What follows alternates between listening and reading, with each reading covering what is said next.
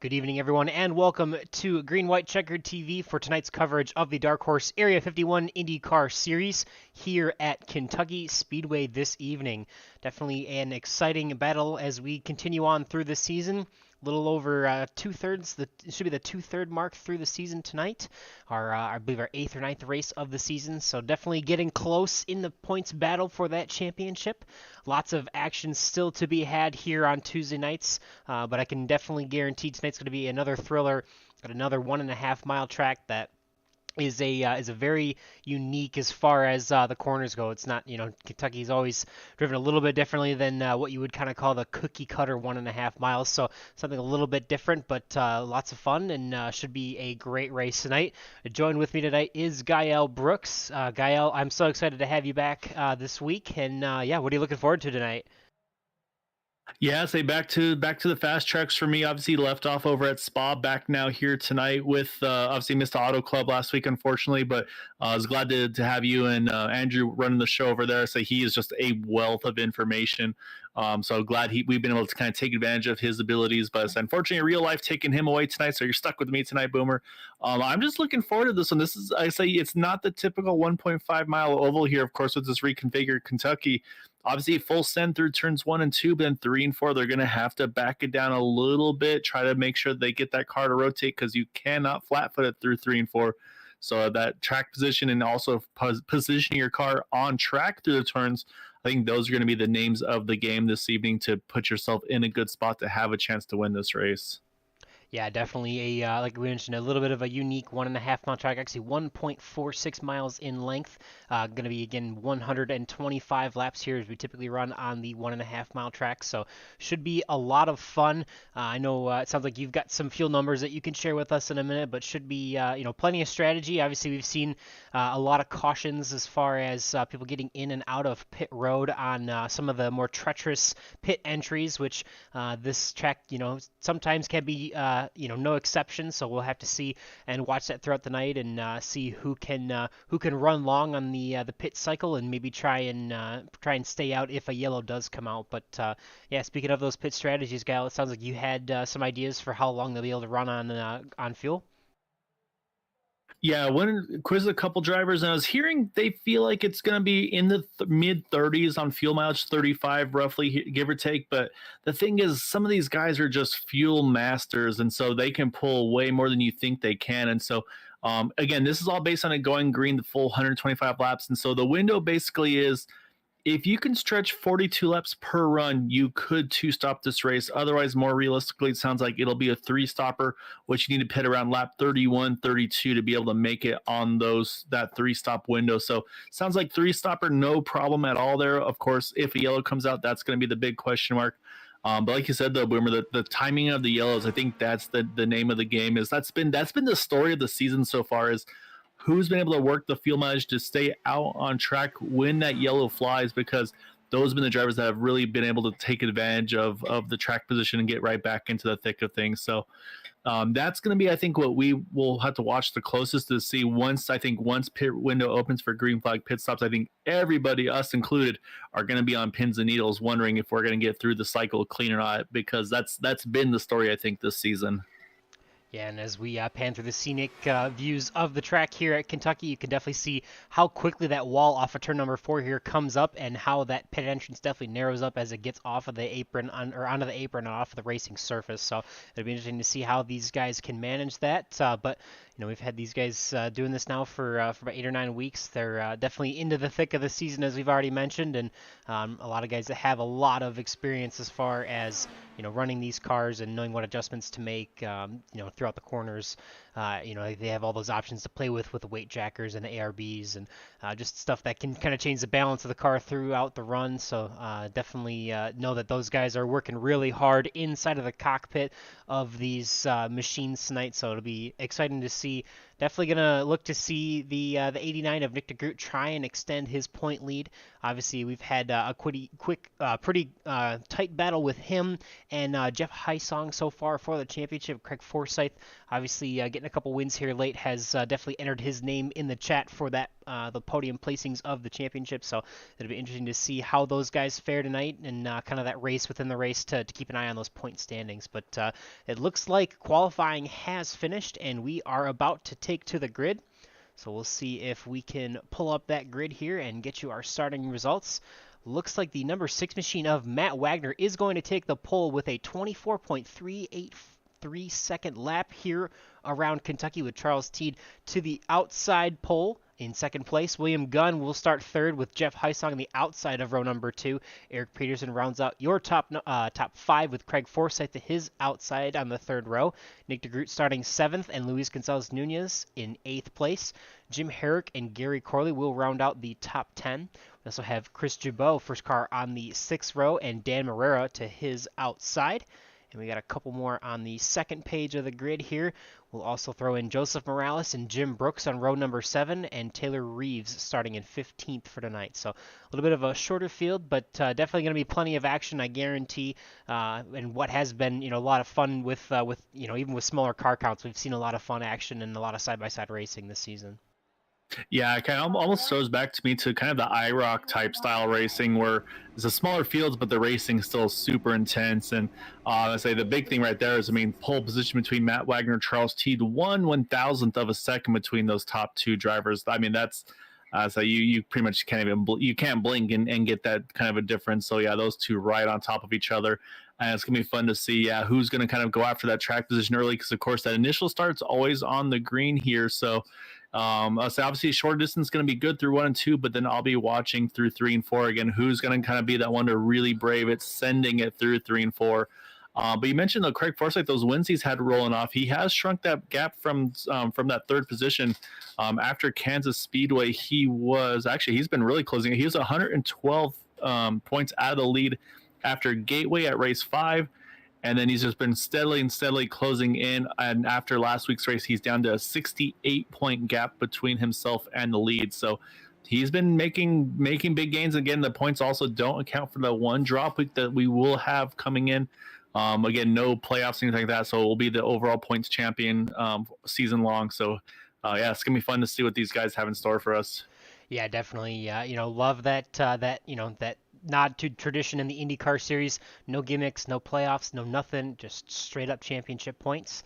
Gotta love to see something like that nowadays when just about every other racing series has something kind of gimmicky going on. So appreciate that these guys stick to the IndyCar roots, and should be a great race tonight. Definitely gonna see if Matt Wagner can hold on to that pole position and get a win, his first win of the season potentially tonight. He's spent a lot of time on the pole and up at the front of the pack, but no wins so far. So and Charles Teed also with a pretty solid run to start the week last week, I believe, at Auto Club. So it'll be interesting to see if those guys can seal the deal.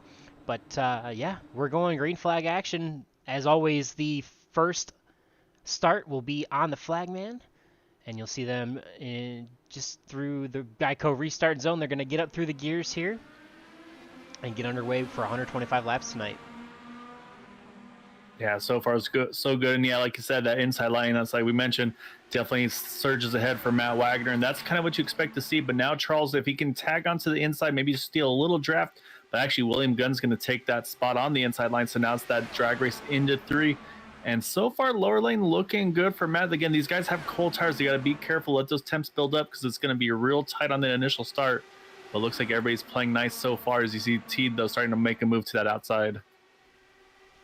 Yeah, he's definitely sticking with our leader, Matt Wagner, here, just kind of staying on the rear wing there, not letting him go quite yet, as they're looks like they're going to get clear and maybe try a crossover move into 3, as Charles Teed's going to try and take the bottom this time, see if he can get back around Matt, see if Charles can lead a lap here. It doesn't look like it's going to be, yep, it will be Matt still, so no lap led for Charles Teed just yet, but the night is still young. Yeah, but now he had that inside line into turn number 1. That is crucial for his chances here, because like I said, you want that short distance through 1 and 2, so it's a good opportunity here. Now, like I said, now it's just, can he keep the power down with that clean air on the front wing? But Matt's holding really good momentum here out of 4, and it looks like Matt's going to hang on to that lead. And these are two, like I said, two very strong drivers that just have not had the results they've been wanting. Charles has kind of been more of a part-timer this season. Real life kind of taken him away, unfortunately, from being able to race with us as frequently as we'd love to see. And then Matt, he's been so close so many times. It's just been kind of a trial and frustrations for that 6 machine. So the other thing we got to watch, though, as I'm about to mention, was Nick DeGruder, points leader coming tonight. Started in 7th.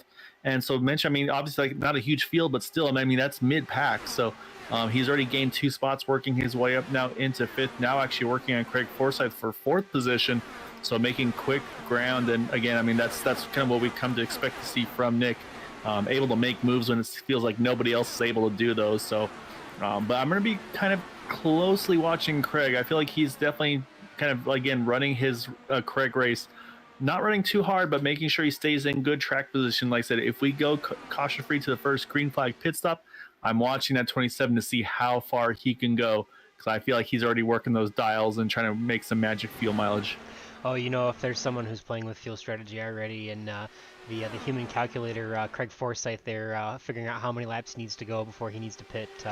Definitely working on that, though Matt Wagner here up at the front just actually ran the fastest. Actually, no, I take it back. Now Nick DeGroot ran the fastest lap of the race that time by, so definitely a lot of speed up at the front here as Charles Teed runs a 24.50. Nick DeGroot ran a 24.46 and Jeff Heisong a 24.58. So a lot of speed. These guys trying to get something a little bit early. Obviously, Charles Teed trying to take over that point, lead a couple laps, get a couple bonus points for the championship standings there. As we're working on lap number 8 now. Still really early, but yeah, definitely fairly quiet so far. Kind of, you know, evened out for the most part. A couple guys up 1 or 2 spots. We see Nick DeGroot up 3, as you mentioned, to 4th place. Charles T, Jeff Heisong, and Craig Forsyth all up 1 spot right now. Jim Brooks at the back of the pack, I believe, elected not to take a qualifying lap time. He's up to 10th from 14th, so up 4 spots, our biggest mover of the race so far. So not a lot of action, but we'll definitely be sure to keep an eye on that to see who are our comers and goers through on and out this race. Yeah, like I said, not a huge amount of change through the field. Like I said, Nick DeGroot obviously won, then Jim Brooks, of course, like you said, starting kind of towards the back there. But yeah, right now, it's kind of just going that back and forth with Matt and Charles here for that top spot. Saw for a moment there, I was watching Jeff Heisong. You could tell he was maybe trying to find an opening to peek in there and join the party. But he's kind of had to settle in here in that 3rd position, which is going to put him right into the crosshairs of that number 89 of Nick DeGroot. But also Nick has kind of settled in a little bit more than I maybe would have expected to see, which makes me think, again, he might be thinking strategy as well here in that 89 machine, just trying to take it easy. Maybe got the track position, likes where he is around some drivers he's very comfortable with racing, and is able to kind of hang on where he is right now. So we'll see. Like I said, these guys are very, very strategic, and they kind of, after they get a couple laps in, they know their fuel mileage, and they say, okay, based on this pace, I can do this. So yeah, I have a feeling, like I said, these guys aren't showing their full hand right now. Yeah, definitely early. I mean, it's you know, there's still a lot of time to try and play with different things and you know, see what there is available. Obviously, you can kind of see you know, Matt Wagner and Charles Teed have been playing with trying to make the outside line work here as they work down the back straightaway. Matt trying to figure out what it can take to actually get around on the outside of Charles Teed here. So definitely you know, early on, you don't want to play your hand, but you also want to take those opportunities to try stuff. You know, you've got plenty of laps left to see what moves will work and what won't. So you know, eventually, obviously, the guy who's at the line on the, you know, the final lap, you know, who gets it back to the line first is going to be the one who wins. Doesn't matter if he's on the inside or the outside. So we haven't seen it happen too often, but I know there's plenty of guys in this field that have been able to make magic happen on the outside. So we'll see if that inside lane is going to stay pretty predominant, as we've seen Charles Teed lead a fair amount of the laps here so far. But have to say, I'm sure those guys, especially further back in the pack, are going to be working hard, trying to make something happen on the outside. Yeah, so speaking of that, I'm watching Eric Peterson right now. He was working for a 2-for-1 there for a moment, trying to get around Craig Forsyth and Nick DeGroot, really running that outside line pretty well. And a few laps before that, Luis Gonzalez was almost rim riding it there through 3 and 4. So they are starting to move a little bit here, trying to find that clean air. So I also, again, I didn't get to be a part of that race on broadcast side, but I got to give a big shout out to our 9th place driver right now, Jim Herrick, in that number 40 machine, getting the win at Auto Club. I say Jim has just been a great guy, great sponsor for the league and everything.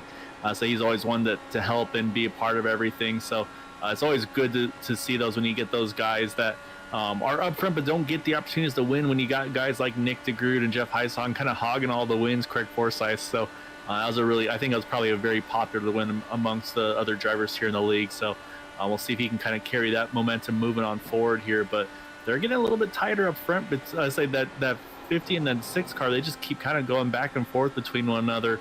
And so far, it looks like they've kind of settled back in a little bit from about Jeff Heisong on back. So I'm going to say if there's any fuel savings, it's not happening for these top two. Oh, caution out, though. I think Gary Corley. Oh, yep, Gary Corley around on the front stretch. Caution is out. As you see him getting going there. Take a look, see if we can look back at that caution. See what kind of view we've got here. See him, flying through the air at some point.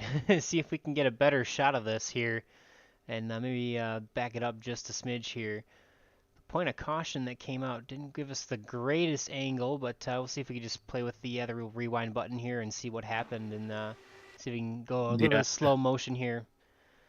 Yeah, I went back. I'm taking a look as well. So while you get it pulled up, and yeah, it looks like just apron strikes again. Wow, man, just absolutely loose in the apron. Wow, yeah, I can't believe they just transition. These cars just do not handle transition at all, and that's why we see so many pit stop miscues. But you're right though. I mean, that thing just caught the grass, and that thing about flipped up and over. So he might escape from this one. Maybe he doesn't have to burn that fast repair.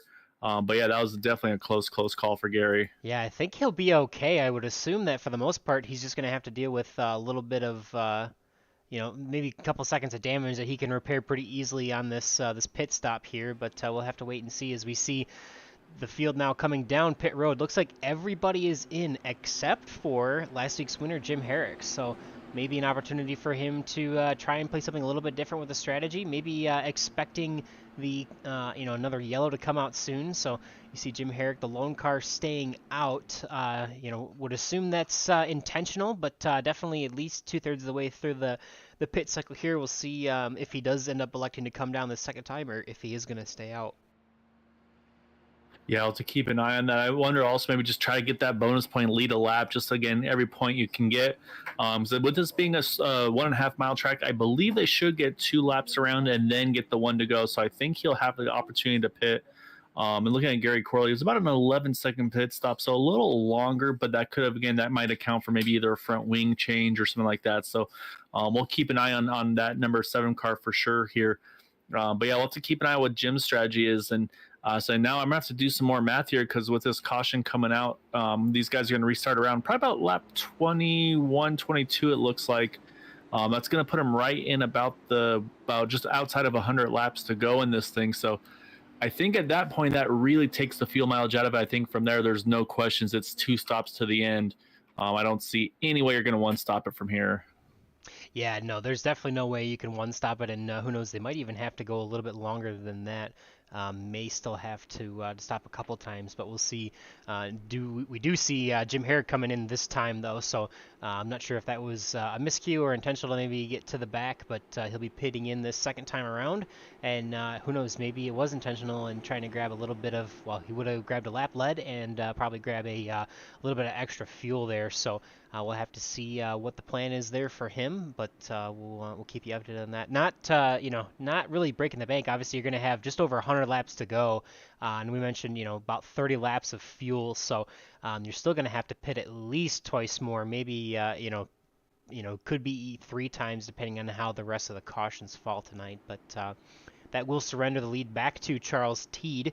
Matt Wagner still in second place with Jeff Heisong, Nick DeGroot, and Craig Forsyth, your top 5. So, again, not a lot of, comers and goers. We do see William Gunn has dropped back to the 8th position after that great qualifying run, and Jim Brooks is up 5 spots to the 9th position. So, other than that, not a ton going on. Just about everyone up or down 1 or 2 spots. So, not too crazy, but there's still plenty left here as we're probably only about a 1/6 of the way through this race.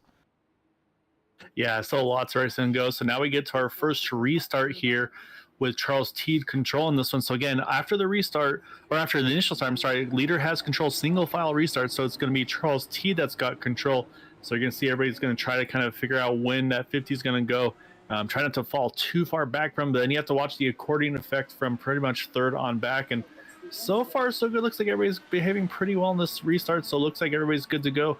And of course, great news for all these guys too is that everybody's still on the lead lap as well. So still got all 15 cars going after it here. This is where Gary's going to be the most susceptible for kind of that overtake on the backstretch here is when you kind of get that big momentum shift out of 2, but it looks like he's going to hold solidly onto the point. So now just everybody's going to try to kind of gather speed, get the tires warmed up. You got to again, be real careful for 3 and 4. And then once those tires are up into their temperatures, we'll kind of see business back to usual. So right now it's going to be Matt Wagner and Charles Teed doing exactly what they did that last time around, it looks like. Yeah, no surprise. Charles T definitely taking that advantage and dropping right to the bottom already.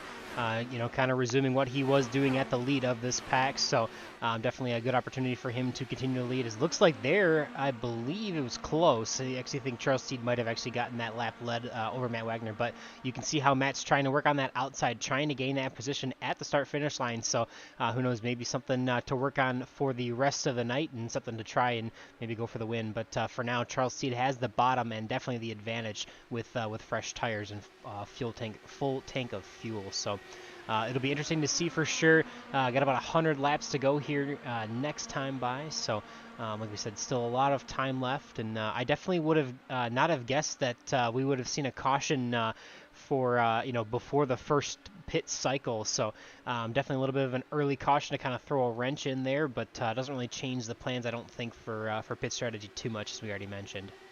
Yeah, I don't think it changes much, but I do think I honestly think that caution's a good thing, just for the overall racing, because I think like I said, I think it takes all fuel mileage out of the question. Like I said, I think some guys are going to be kind of in between having to do a 2 or 3 stop race. Now it's just pretty much an outright 2 stop race to the end. These guys will be able to kind of go full rich and just kind of do the racing that we want them to do. So I don't expect to see as many drivers kind of roll to the back here as I'm watching Luis Gonzalez there putting a move here on William Gunn, trying to grab that 7th position. William holding on strong, but with that momentum loss, you see I brought Jim Brooks right into the picture. Dan Moreau's right there. Chris Jabot starting to creep in as well. So got a good little battle here from about 7th on back right now. And again, any little hiccup's going to cost you a couple spots. There's that rim riding I was talking about by Luis there. Pretty much 3rd lane and higher there for that 15. Yeah, I think we actually were riding on Jim Herrick earlier as we were talking about his win last week, and I think he might have actually bumped the wall while we were on the onboard cam there. So definitely, pretty tricky as you get to the top. I believe we do have the progressive banking here, so I know that they're at least banked differently in each corner, but I believe they're also progressively banked here. So definitely quite a bit of a difference in both lines in the track, but they can still make that high side work. And as we mentioned, with Charles Teed kind of commanding the lead at the bottom, there really isn't much that you can do. I mean, you're either going to run the bottom or you're going to run the top. There's not really a ton of stuff that you can try here. So you kind of got to figure out what's going to work for your driving style, for your car and the adjustments that you're making in the car. Yeah, you have to make some adjustments, figure out what you need to do in the dirty air, then what you need to do once you get back to the clean air, because you can make some pretty major adjustments to these cars. Obviously, like I said, with the weight jackers, that's kind of sounds like I'm still learning these cars a fair bit, but weight jackers sounds like that's kind of just a kind of more weight jackers overall freeing up the car, less weight jacker kind of tightens it up a little bit. It sounds like these guys use them mostly for the dirty airs when you make those adjustments. Whereas the ARBs is more of the just the overall settings of how you want the car to kind of behave either in clean or dirty air. Oh, see right there, Matt Wagner It's kind a of big jumped to bobble the top. from, yeah. A little nervous there. Yeah. Yeah, I think they both lifted at that point, but yeah, you're definitely right, Gael. There's a little bit of adjustment that they can do in the car. Obviously, the ARBs are kind of for the more overall balance of the car, but the weight jacker makes a huge difference, especially when you get in the wake of the car behind you. There's a big arrow push in the toe, and it really upsets the front nose of these cars and makes them push really hard. So if you you kind of dial that weight jacker down, you get a chance to free the car up quite a bit. For some of the stock car guys out there, it's kind of similar to wedge in the car, but it's handled a little bit differently with these. So definitely a lot more tools for these guys to play with, and really, I mean, it just adds the complexity of racing these Indy cars with, they're so light with so much downforce, and you really have to, you have to be on top of, almost manhandling these cars with how much faster they are going through the corners here. So we'll take a second to see if we could pull up the, see if we can find it, but I lost the word. See how fast they're going. Yes, and I was actually watching that myself. I was kind of peeking at some of the front runners to see kind of because obviously 3 and 4 is going to be where the speed drops the most. And I was watching, I believe it was the last lap was around Jeff Heisong around the top 5, and they're just dropping under 200 miles an hour. About 197 is what I just saw Jeff Heisong drop to there. And then they get all the way back up to about 220 miles an hour entering turn number 1. So these guys, like I said, the speed and the pace is very very quick for this 1.5 mile oval here. But I was about to mention is that Craig Forsyth, though, he's been starting to make some moves. It looks like he's, like we talked about, fuel mileage out of the question. He's ready to get after it there and to say, there's your 3 championship contenders all right under a blanket. Yeah, I was going to say the exact same thing. So, yeah, thanks for picking up when I felt like stumbling over my words there. But you can see, as you mentioned, 220 miles an hour entering turn number 1. It's a lot of speed, a lot of focus you have to make to drive these cars around this track that fast. And Craig's definitely kind of making his moves a little bit early. I'm sure, still trying to hit those field numbers, but still a long ways to go, so not too much to worry about just yet. But, yeah, our 3 championship favorites in reverse order of the championship right now, running 3rd, 4th, and 5th. They're actually 3rd, 2nd, and 1st in the points, being Craig Forsyth, Jeff Heisong, and Nick DeGroot. And looks like we actually had a car pull off into the pits there. Yeah, Taylor Reeves unscheduled pit stop. Yeah. Yep. Went back and looked. I couldn't find anything obvious, but I think maybe had some lingering damage and opted to go ahead and hit pit road and I think get that fast repair taken care of. So unfortunately for Taylor, that puts him 2 laps down right now in the 41. But silver lining, of course, is the only car lap down at the moment. So say if we get another yellow, he would be able to get that wave around, get back on the lead lap. But man, it is tight up front right now. I'm watching these guys, and like you said, talking about stock cars and everything. That's almost how tight these guys are on one another. Almost looks like you're trying to push each other through the straightaways there. So, but this, even though they're tight like they are, and we talked about, of course, that the fuel mileage question is all 2-stopper to the end. That doesn't mean that fuel mileage is out of the question though, because people are gonna they're gonna strategize and say, okay, I want to be up front, but I still want to maybe try to pit a lap or 2 later than the guys around me. We never know if it's going to be the undercut, the overcut, which is going to be the better strategy. So I think that still will come into play. So again, for me, if I'm in this main pack, because right now, I mean, you've got about 3-4 seconds between 1st and 14th right now. So I mean, they're all right there. And so if you can go an extra lap or 2 and again, maybe get that timely yellow that we've been seeing, unfortunately, a lot this season, you're going to be in the catbird seat because you're going to have all your competition at least 1 lap down, and you'll be able to get your track position right back. Yeah, we've seen that a few times where that caution flag from after the first few drivers pit kind of flips the field, where everyone who has pit ends up being a lap down and has to get trapped that lap down, get their wave around, and then get back on the back of the lead pack on the lead lap. And then, same thing happens if another caution comes out. So, we've mentioned throughout the season, yellows have, untimely yellows or timely yellows, depending on who you are, has really shaken up a lot of the field. So, as much as you'd love to see, we did see a fair amount of green flag runs actually at Auto Club last week, which was great. I think we went 98 laps before our first caution and ended the race a little bit prematurely, but it's always good to see those long green flag runs and see where those strategies kind of end up. But a lot of guys really hungry here for this in this top 5. Obviously, Charles Teed continuing to control the race from the point. Matt Wagner doing everything he can to try and get around him. Craig Forsyth, we mentioned already, has been promoted to the 3rd position, and now Jeff Heisong actually taking over 4th. Holding on to 4th from the charging Nick DeGroot. So these guys are definitely battling really hard here about the 3rd way through this race. Yeah, it was a big bobble there out of turn number 4 for William Gunn. Hung on to it, but that makes me think that these tires starting to wear a little bit. He might have to start making some adjustments back on that 14 Red Bull machine because it got a little dicey for him there. So we'll have to keep an eye and see if he's able to kind of get that thing a little tightened up. But I was about to mention as I was watching Matt Wagner, that time very tight out of turn number 4 for that 14. Oh, yeah, and you see Luis Gonzalez had to make a quick, abrupt left to avoid tagging him into the left rear. So, yeah, William Gunn's starting to have a little bit of troubles in that 14 car. So I'll have to keep an eye on him because right now he's kind of dropped back just a little bit. But he needs to kind of either make some adjustments or just change where he's running on track to find that cleaner to keep that car rotating. as Luis just flirted with the outside wall. He had to back out of it. Look at all the momentum he lost just by that one little bobble there as William goes back low. Yeah, Williams going to take that spot back over into turn number 1 here, it looks like. But yeah, definitely a good battle from these guys back here in the mid-pack. Definitely been fun to watch. Obviously, William Gunn with a great starting position, falling still back about 5 positions, but still hanging on to the back of the top 10 here.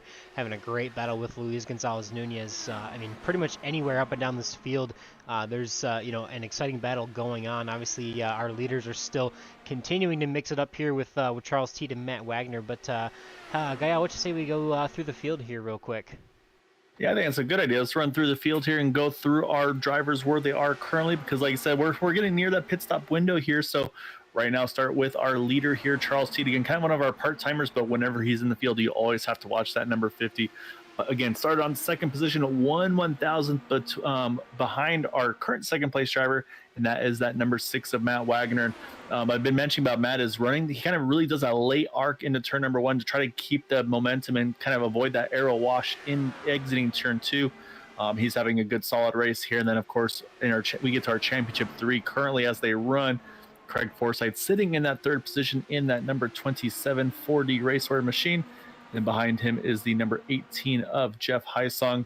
Again, so right, currently second in points coming into time with the Black Rifle Company machine. And then in fifth, caution, actually, as we said, the caution is out. And I believe it is, Dan Morera, looks like the 26 is in the wall. And so I hear the drivers chat about it, and looks like, just sounds like maybe a racing deal. No anger, no temper. So these guys are unfortunately going to have to try to get themselves resorted. And going to have some strategy here. Actually probably minimal strategy. So let's go back, see if we can find what happened to Dan here. Let's see if we can find what happened here. Here we go. This is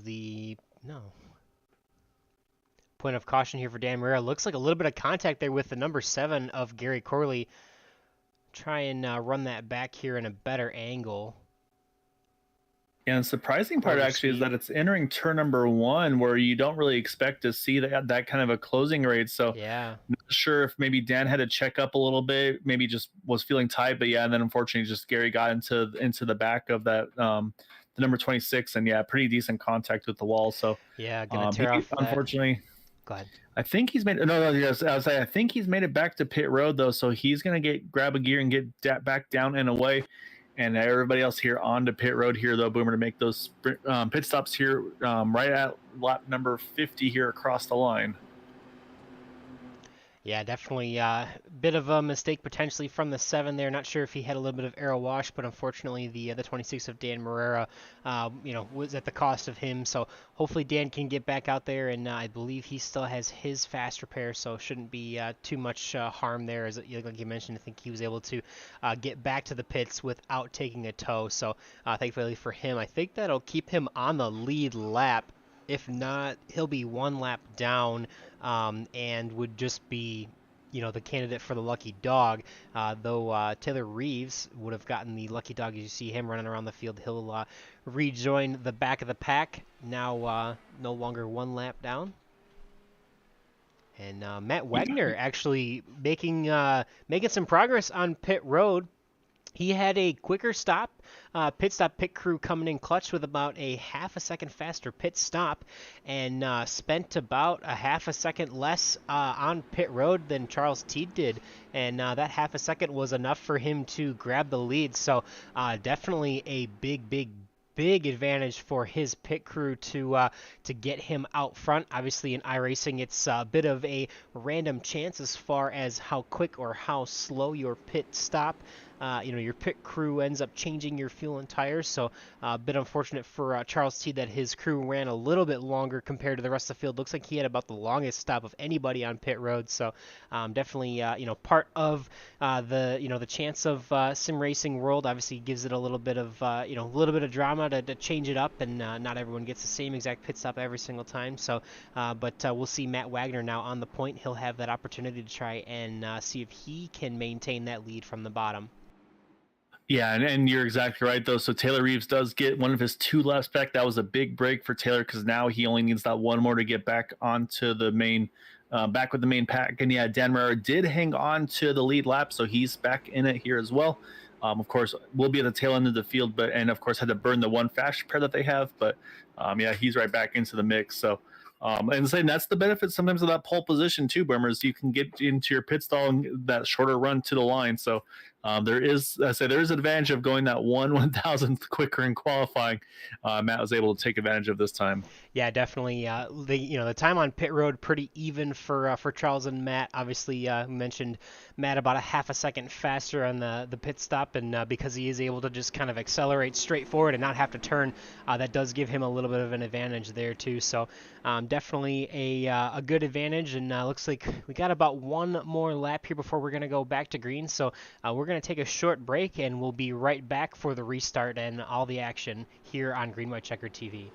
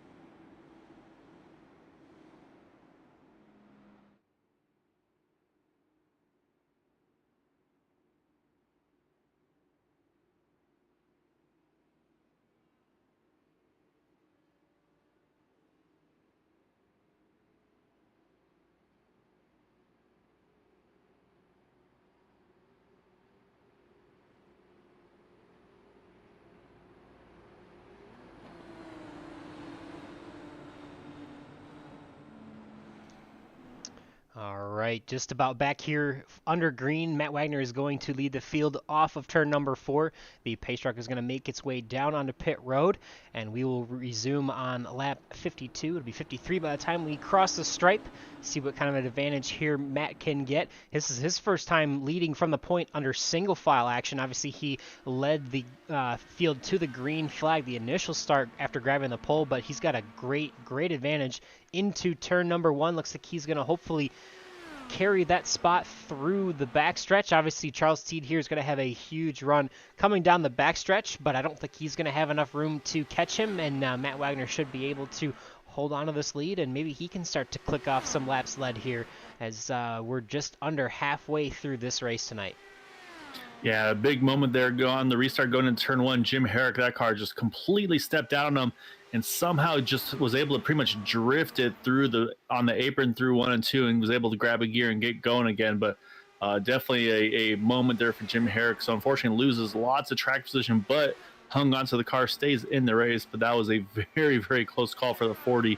But he's able to keep after it here while Matt continues to lead. And was looking at the field, did a quick field number check, Boomer, at that caution. And this is going to be, again, a little bit on the tight side now, again, of making it to the end now on one stop.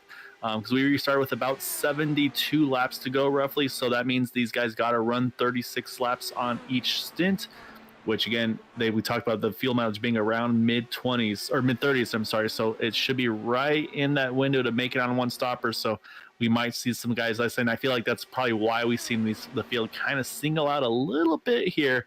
I think these guys want to make sure they can make it on that one stop. Yeah, definitely. You can kind of see that they are starting to stretch out just a little bit here.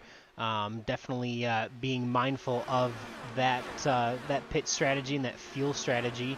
Have to see what they can manage here through the rest of the race. Definitely going to be tight to get it there, but I think that's definitely going to be the winning move. Obviously, last week we saw Matt Wagner and the 89 of Nick de Groot, be on the wrong end of the pit strategy. Didn't save enough, unfortunately, and kind of ruined most of their night. So definitely going to try and do what they can. Everyone going to be mindful of that, I'm sure, especially the 6 and the 89, to try and be the ones that are capitalizing on the fuel numbers. It looks like we actually have Gary Corley off track. Now we've thrown a yellow. Caution is out. Yeah, he's just not been having a good night so far, but again, looks like just went for a wild slide and looks like he's going to be okay. Grab a gear again, but this is a great break though for Taylor Reeves back on the lead lap in that number 41. And I'd say it's also once again it's gonna kind of I think it's gonna take the fuel mileage question out of it. But man, he say that unfortunately that number 7 Carvana machine, he's been doing some pretty serious off road, and I feel like here, Boomer. Yeah, definitely got a little tight off of 4 and tried to check up 2 corrected and then ended up kind of snapping loose on him. And you see him going through a ride down the pit road and through the infield. So definitely a bit of a fun night for him so far. Hopefully he can continue stay. He should be able to stay on the lead lap with that and try and regroup and continue here. But I guarantee we're probably going to see, at least I'd be betting that we might actually see a few people come down, even though Yep. it's been a couple, it's only been about 10 laps since everyone's been on pit road. I guarantee everyone's going to try and come down here and grab Yes. some fuel. As I maybe think it's gonna be a everyone's, mixed bag, and yeah, and yeah, that's exactly what I was thinking. Is it's gonna be a mixed bag, and that's exactly what it was because just a lot of decisions of what to do, and it looks like it's about split in middle. Because what this does, like I said, I think the caution brings those that stay out. I think it puts them either A in their pit window or B safer in their pit window. And of course, these guys now that are going to top off here, it also now allows them to go, like I said, maybe about 10 laps further on fuel. So now they can go a little bit more aggressive and they can put those drivers who didn't pit, or yeah, that didn't pit, they're going to have to be sweating it for probably about 10 more laps. It's going to be very, very tough for these guys once we get to that, if we get to that pit window. As Taylor Reeves, you say, gets the wave around, gets his lap on back. And so yeah, so this is gonna be fun to see. But yeah, definitely some strategy calls here. And I think the biggest gainers out of that are gonna be the 83 of Chris Jabot, the 23 of Dan Morera, now both showing +5 from their qualifying spots. So they decided to gamble, stay out, and I think this could work out pretty well for them here. Yeah, the other thing I think on the flip side, just behind them, is the 89 of Nick DeGroot in ninth place now. I think that's actually going to benefit him quite a bit. He's going to be the first car on that extra fuel, so I think that's going to make a bit of a difference for him as far as having that security to go full rich the rest of the race and not have to worry at all about saving any sort of fuel. As you can kind of see, I'm assuming most of these guys up at the front of the pack, putting it there's a couple different fuel maps that will run more or less fuel. Obviously fuel map number 8 I believe is the full rich 100% power, and there's a couple caution maps I believe as well for these vehicles. So definitely a lot to play around with, but I know you can also try and clutch things and shut motors off, and there's definitely a lot of ways to save fuel. But as we mentioned, starting from ninth on back, those guys aren't worried about that at all right now. Definitely have Yeah, it's gonna to. be. Go ahead. Oh, sorry, but yeah, I was gonna say it's gonna be fun to see what the strategies are. Like I said, Taylor Reeves is on pit road getting service done to that 41 now, getting those tires and fuel because why not? Basically, I don't think we'll see anybody top off unless maybe, like I said, maybe a Taylor Reeves could go ahead and top off with the one to go, or maybe like a Gary Corley or something like that. But yeah, this will be intriguing. But again, so far we haven't got the green flag stop that I know I've heard a few drivers kind of chime in and say, "Oh man, I wanted that to get to the green flag stop window." So yeah, so right now we haven't had that opportunity yet. Like I said, this will be a very intriguing one because now this is really the first split strategy we've had since we've had the beginning of this race where you, like I said, we have, it looks like about 7 cars that went ahead and stayed out, and then from 8th on back went ahead and came on in here for that pit stop. Or sorry, 8th that stayed out, 9th on back went ahead and pitted. So yeah, so about split there from Jim Herrick on up staying out, Nick DeGroot on back going ahead and hitting pit road there. Yeah, it'll be interesting to see for sure what that strategy is going to bring. Obviously, 10 laps, not a ton, but if you run out, with a lap or two to go, or not going to have to pit one more time at least towards the end of this race. Kind of like we mentioned, the 6 and the 89 had to do last week. It's definitely unfortunate for sure, and one unfortunate way to kind of throw away a race win. But yeah, we'll have to see if these guys at the front can gamble and save that fuel. Obviously, the more yellows we have, the more help they're they're going to get on that front. So have to see who can make it, and I guarantee a lot of these guys up at the front are going to be trying, especially, I think Jeff Heisong and Craig Forsyth are kind of chopping at the bit to try and make this strategy work, seeing that Nick DeGroot is now back in 9th place. Try and see if they can continue to catch that points leader, as they have been catching him kind of slowly over the last couple weeks here. Yeah, and saying we mentioned Nick starting in 7th for the initial start, of course, double file restart. Now he's going to restart 9th, single file restart. And again, like I said, so yeah, he's going to be a little heavier on fuel. Tires, I'd say he actually took fuel only, so it was a quick stop for Nick. So tires are equal to the guys around him. But it's going to be more about, I think, just trying to manage the dirty air and putting your car in a place to get around these guys. So yeah, it's definitely, I like the strategy by Nick. Do the opposite of what your championship rivals do, because like you said, if we go green, you can put them, kind of make them sweat some bullets for about 10 laps until the potential green flag pit stops complete. So we'll see what's going to shake out. But like I said, it's going to be Matt Wagner leading this restart once more. Charles Teed, Craig Forsyth going to line up in those top 3 right behind him.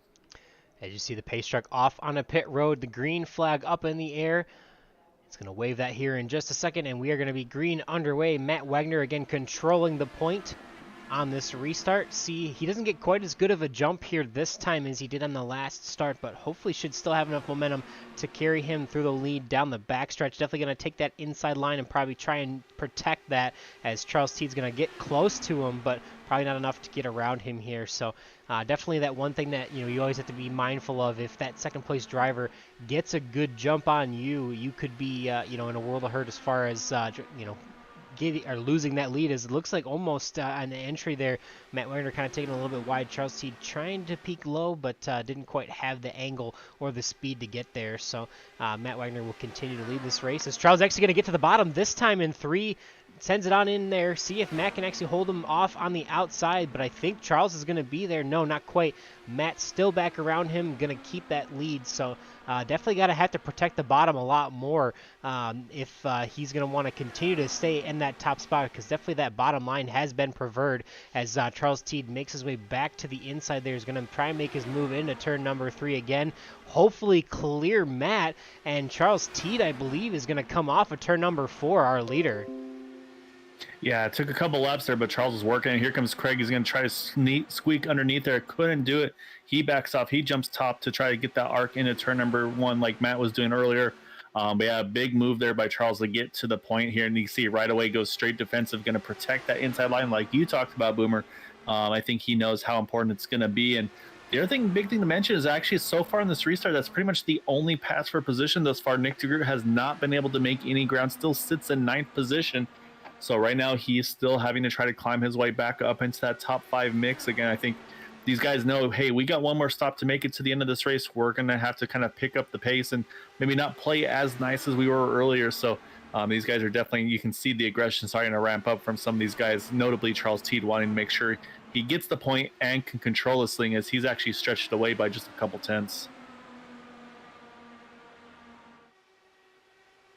To see that, but yeah, definitely a lot of action going on here for sure, as definitely a good run for Eric Peterson back up to that starting spot of 5th place. Jeff Heisong back up to his starting position of 4th.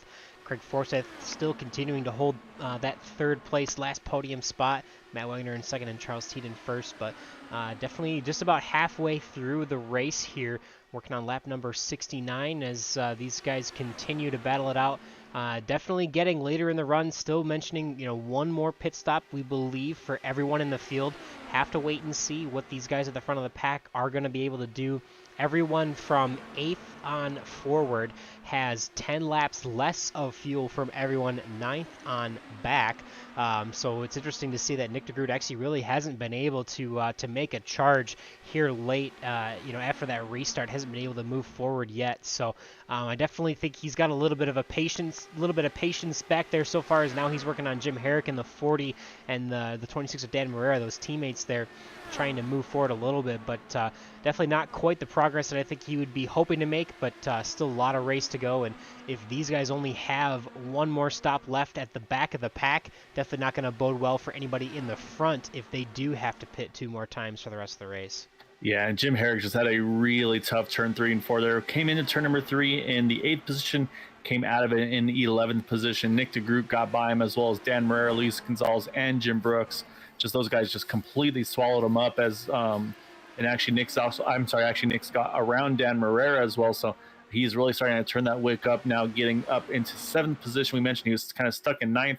Now he's making ground. So it seems like just needed a little bit of time to get those tires up or whatever it may be. And he is starting to set sail, maybe letting those guys burn their stuff. As look at that, goes around Christian Bope top, going to get up alongside just about of Jeff Heisong. And yeah, he's starting to make those Nick DeGroot moves we're used to seeing and expect to see. So he is definitely starting to put his mark on this one. I think he heard me, and he said, I'm going to prove you wrong. And, man, he's absolutely wheeling it on the outside there. See a little bit of traffic there just in front of him. Eric Peterson riding in the 4th position. He's going to try and make that 3rd lane work all the way on the outside. Definitely. Charles Teed. Charles Teed is gone. Charles Teed is off the track. Apron. He's trying to hang on to it, and he's going to drift up. And I think... we'll double check, but I think everybody just escapes him. But that's going to bring out the yellow. But oh my goodness, there was a couple close calls there. And once again, turn 4, that car just snapped on him, unfortunately. But yeah, that was a big moment for Teed. But there, I don't know which car it was, but there was a car that was just inches from catching him. I think it may have been Joseph Morales in that number 60. But wow. Yeah, see if we can watch here. Just kind of gets loose right behind Craig Forsyth here as we watched from Nick DeGroot's in-car camera. Kind of, exit stage left, driving through the grass. Overcorrects, starts to slide back up to the right, and I think you'll see here in just a moment as he enters the racing surface again. Gets a little bit of air as he does. Bit of a close call here. And watch for just a second more here. Yeah, he's got it locked. See a yellow or red and white car in just a second. Gary Corley goes by.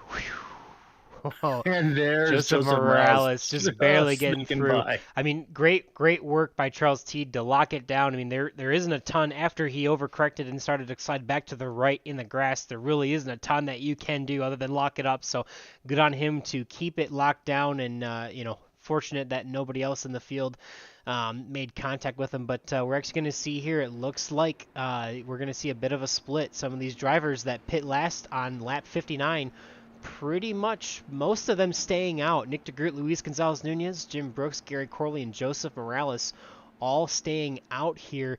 And the rest of the field last pitting on lap number 49 is going to come down to pit road, starting with the number 6 of Matt Wagner in that number 1 pit stall. As we see, it looks like Craig Forsyth's actually going to get just out ahead of him, so put the 27 ahead of the 6 car, but they will be back starting in 7th place will be Craig Forsyth. So 6 cars that stayed out. I think Charles Teed's probably going to be pitting next time, or this time by, I should say, on the second caution lap. So it'll be interesting surprised to see that he didn't come in there in that 50. So I'll have to keep an eye, see if he comes in the second time around. But so we talked about being a 10-lap difference last time. Now it's going to be a 15-lap difference here, Boomer.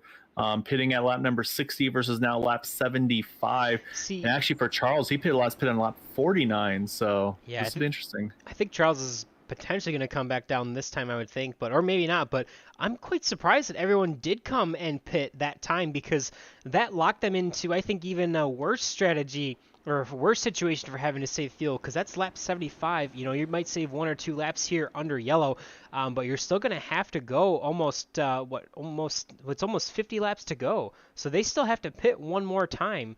I mean, I guess it does help that everyone in the field pretty much only has to pit one more time, but interesting to me that they would willingly give up that track position and kind of flip that script. Interesting for sure. We'll see. I think that's, I would have probably, other than the fact that Charles Teed's probably got flat spotted tires and potentially needs to change those, I would have stuck with his strategy. He's still last pitted on lap 49, so I think by now he can make it on one stop just about as everyone else can. So I don't know. That really surprises me that everyone decided to come down pit road. Yeah, it's a bit of a surprise, and I love the fact that Nick kind of did the opposite. He kind of was waiting. As soon as they all jumped in, he jumped right back out to take the track position back. So I like the call by Nick and Luis, and we mentioned again the strategy. Like I'm looking at the top 5 right now, and their positions gained. You got +6, +6, +11, +6, and +8 for our top 5 drivers. So I think this is a great call by all of them. And yeah, I'm a little surprised by Teed not pitting, but I say, like I said, he's still in the same boat. Everybody else is still going to have to make one stop. The only caveat I would say on this one is those guys that pitted there at 75, maybe they think, hey, if we get to that green flag pit stop window, we go ahead and we do fuel only. Or again, now they want to flip the script, like I said, and put Nick to Groot now, make him have to sweat for about 10, 15 laps. So we'll see. We still got plenty of time to go here. We're going to restart with 48 to go as Nick DeGroot's going to lead the field. Definitely, again, the pace truck pulling off Nick DeGroot, making no waste of time, all the way back, or already back on the gas early. Obviously, the leader has control of the race as soon as the pace vehicle, truck, or car gets off of the racing surface. So Nick wasting no time getting back under green here on lap number 78. He is going to lead Luis Gonzalez Nunez in second place, with Jim Brooks, Gary Corley, and Joseph Morales in the top 5. Actually, Charles Teed give him the 5th position as he passes into turn number 3 there. So definitely interesting. Like we mentioned, kind of flipping the script, a little bit of a caution, where obviously we mentioned that Nick DeGroot is kind of on the opposite strategy of his championship rivals Craig Forsyth and Jeff Heisong.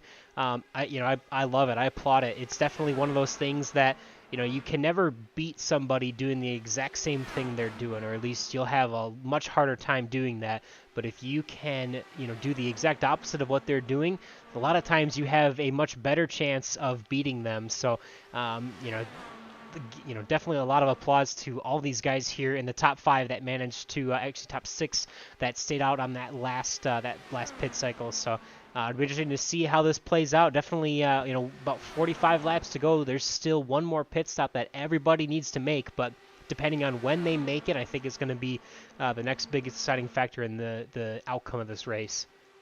Yeah, and the other thing I was about to mention was those top 3 were about to break away from the leaders, or from the rest of the field, I should say, there, because at one point it was about 1.3 seconds or so, and now it's kind of shrunk back to about that 1 second mark. But for a little while, I would say, because again, the magic window on these IR18 Indy cars is about 1.5 seconds. So there was a little bit of time there where some of those guys were probably getting a little nervous, like, hey, I don't know if we're going to catch the field or not here. But they were able to regroup there. And so, like I said, it's still a slight top 3 breakaway, but Charles Teed is still on his way there. He's been closing the gap slowly but surely here in that number 50. And again, not a lot of gains so far from these guys that pitted there right now. 27 of Craig Forsyth still sits in the 7th position, has not been able to find his way around some of those guys that stayed out. Yeah, the only one that really has moved a ton after that restart has been Charles Teed, and as we mentioned it, Craig Forsyth now getting around Joseph Morales and now going to work on Gary Corley here, but Charles Teed up a couple positions. I was definitely worried for the 50. A lot of times when you take a slide like that, you're going to flat spot in or damage those tires quite a bit, and thankfully, with not a lot of tire wear here in these IndyCar tires, helped a little bit, but would have expected him to have a little bit of a tougher time, continuing to slide those tires. So it'll be interesting to see. He's really the only one that's kind of on a different strategy from everyone else. He last pitted at lap 49. Everyone else in the top 5 last pit on lap 59, so 10 more laps of fuel in those machines. And then, as we mentioned, Craig Forsyth and just about everyone on back last pitting on lap number 75. So I think we'd definitely have to see Charles Teed being the first one onto pit road here at some point, but everyone else having a little bit more leeway as far as when they're going to make their final pit stop, which that window for the final pit stop is going to open here in probably about 5 laps, don't you think? Yeah, that's actually what I was about to bring up next is, the pit window for the final time. Yeah, I think pit window opens, like I said, about 5 more laps. It sounds like they said these guys talked about mid-30s or so being that magic window. And do need to mention Craig Forsyth. He's gotten around Corley. He's now up into 5th. He's about 1.1 seconds behind Charles Teed. But I think we'll start to see that gap start to shrink as he kind of is able to do his thing. But the question is, again, I mean, we haven't got to a green flag window yet. So do you risk possibly short pitting if you have the option to short pit, or do you just basically run this thing dry and then take maybe bare minimum fuel plus tires, or just fuel only? So it's going to be very interesting to see what the calls are going to be for some of these guys, especially to me, those that pitted at 75. Like I said, I kind of a Craig Forsyth to me. I mean, I think a field only stop might be something that's definitely something you can put in your kind of in your arsenal to work with. So that being said, yeah, I mean, Charles Teed, look at this. I mean, he's caught back up to the top three here. He's going to try to work over Jim here for third on the inside line there. But man, like I said, with that big slide, but let's say this is going to be a sales pitch for Firestone Tires for these guys, because I mean, look what I did, and I'm still running fast lap times in that number 50 machine here. Yeah, I am definitely impressed by Charles Teed. He has shown a lot of pace all night long, and he's up I think at least 2 or 3 spots there since that restart. Definitely applaud him for making a mistake, obviously, but he's gonna get to the inside here of Jim Brooks, and I believe he's gonna take away this third place. Might not happen fully until either the backstretch or off of he clears him into There one. you go, Jim yeah. Brooks lets him go, and he will clear him. So yeah, definitely a hard work by the 50 to get back up there. No harm, no foul, and love to see that he's able to make that really quick recovery. But everyone else that he was really running around, Craig Forsyth, Matt Wagner, Eric Peterson, Jeff Heisson, those guys that were up in the top 5, they're still stuck back in 6th, 7th, 8th, 9th, 10th on back. So definitely that split strategy of the guys that last pitted on lap 75, most recently at lap 75, definitely losing a lot of track position on that. Obviously, Craig Forsyth now back up to the 5th position, but definitely will be interesting to see. I know you mentioned earlier about, do you take that risk of short pitting and then, a yellow coming out and you getting trapped a lap down and having to take a wave around and losing all your track position? I would definitely, knowing how this race has gone so far, if I were driving tonight, I would be wanting to stay out as long as I possibly can. So who knows, if a yellow does not come out, I think that gives the advantage to these guys that are leading the pack right now. But if it does come out and someone, we're in the middle of a pit cycle, I think absolutely advantage goes to Craig Forsyth and Matt Wagner, those guys that pitted last on lap 75. But we'll have to wait and see. Definitely still a lot of time left with about 32, 33 laps here to go. So just about anything can happen as we're going to get into... It's like Teed's pitting here. Okay, first car in for their final pit stop is going to be the 50 of Charles Teed. See if we can watch him. The first green flag pit stop of the night, gets down cleanly, down to pit road speed. Perfect. Yeah, definitely can tell. I think he definitely gave up a little bit of time just to make sure he safely got on a pit road.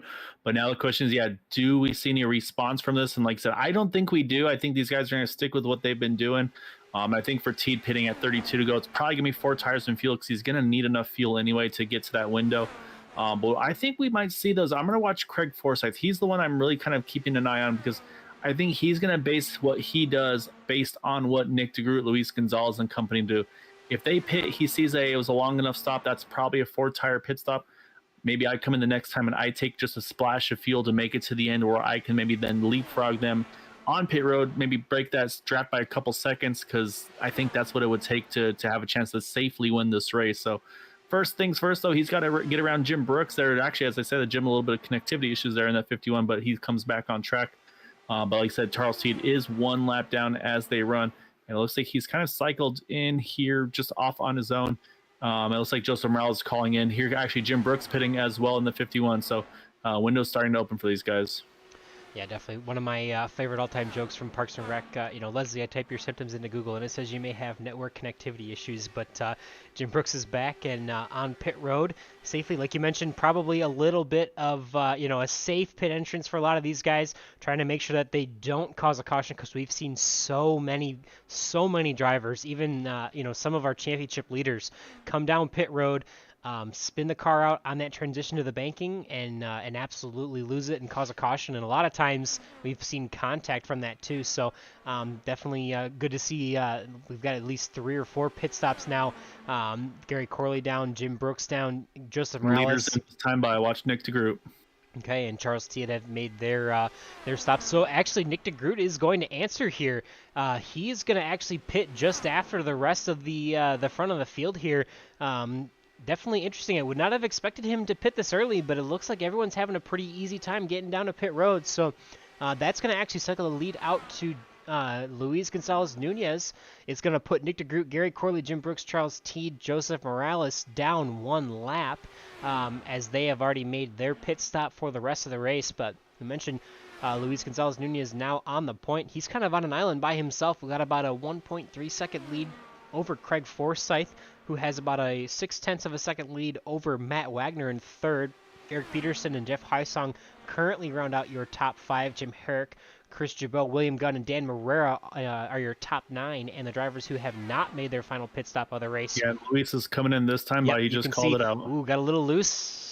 Still getting loose, but nope, he's okay. He's going to make it down. Make it down safely.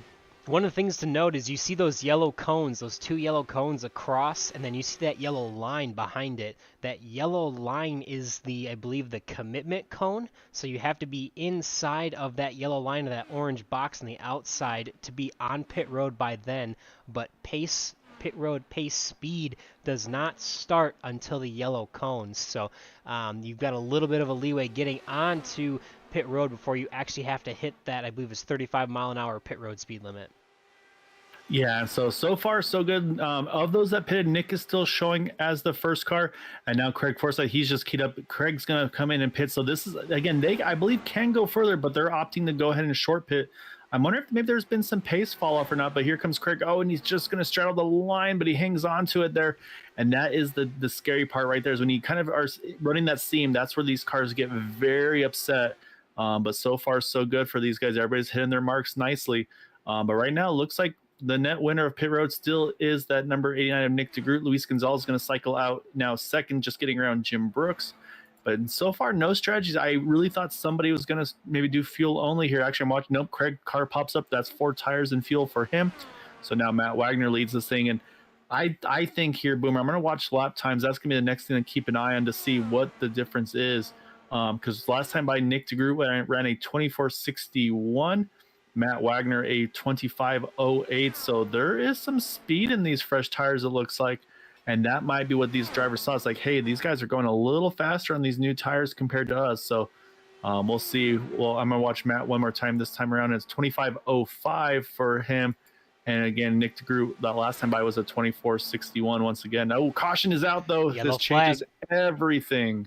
There it is. Oh, Craig Forsyth involved, it looks like. See if we can get a view of that. Man, trouble for one of our championship favorites. Getting back out onto the racetrack here. As he's getting up to speed, you see Charles Teed. He's going to merge right in front of Charles Teed. Gets down to the inside lane. I wonder if he's going to touch the apron here. And he does. Yeah, that transition in the baking, wow. A fairly rare mistake from the 27 machine, unfortunately, of Craig Forsyth.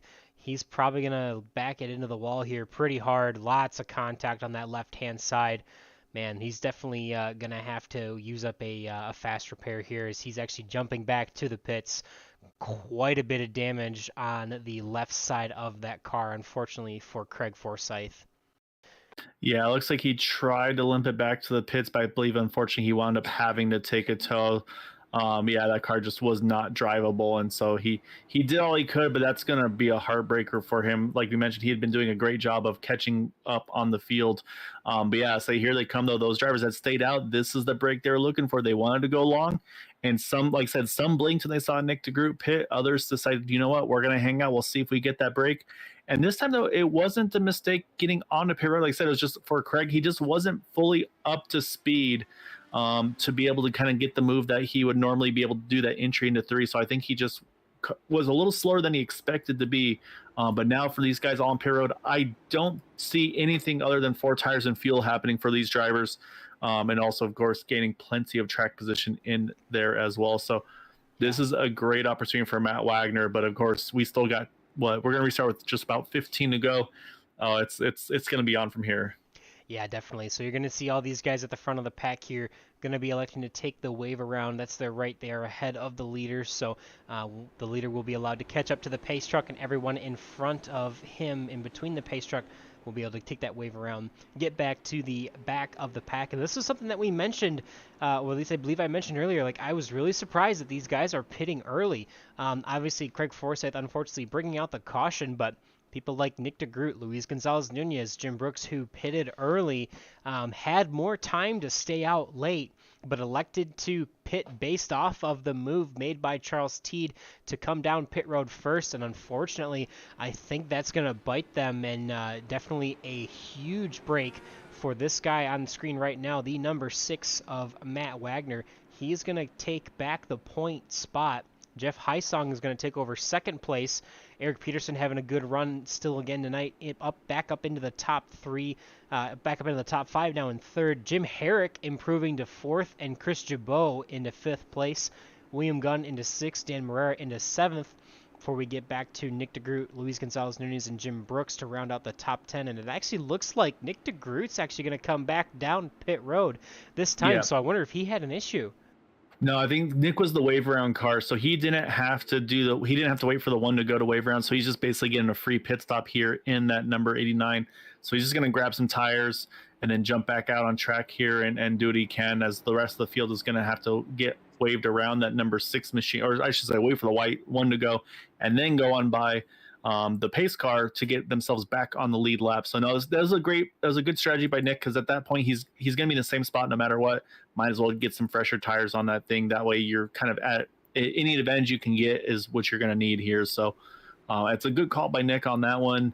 But yeah, now he's going to have to try to work his way back up through the field once more. And now we know here, Boomer, there's no fuel saving, no nothing. All bets will be off here. We're going to restart this thing with, I believe, 16 to go.